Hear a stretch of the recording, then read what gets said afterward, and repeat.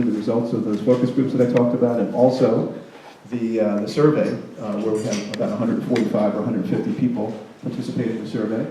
Our task force held a workshop, a naming workshop, where we brought in an outside facilitator who is an expert in both branding, but it's sort of a niche. She understands branding in the context of religious institutions.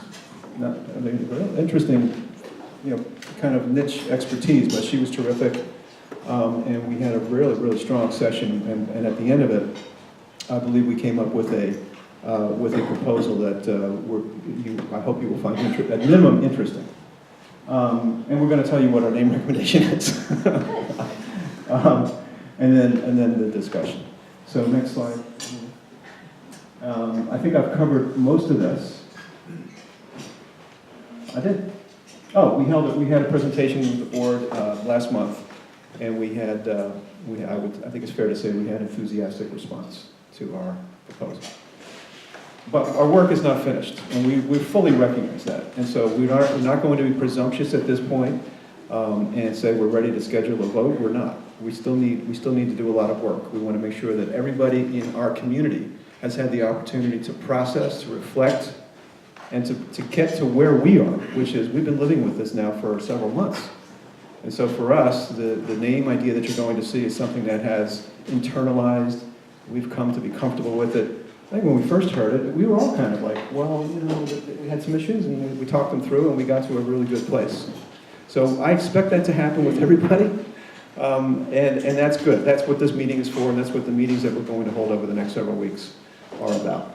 So we were asked this question by the board. This was our charge. For any kind of, well, this is the charge. It's right underneath the charge. Underneath the charge. For any congregation rethinking its name, you have to begin with your core identity. How does your name represent who you are? And the charge was for us to try to answer the question, us, not just the task force, but the entire congregation. Does our current name reflect our mission?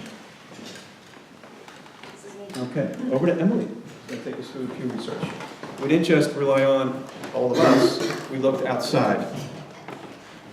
I'm taking this one. You're taking it from me. Thank you. So one of the things that was asked of us at the October 2nd town hall was, well, what does the outside world say about names of religious institutions? And we looked at a couple of different things, but we wanted to share specifically the findings from the 2015 Pew Research. And I think many of you read the report, but it basically said that America's religious landscape is changing. And here are some of the ways that it is changing. So Christianity in America is declining.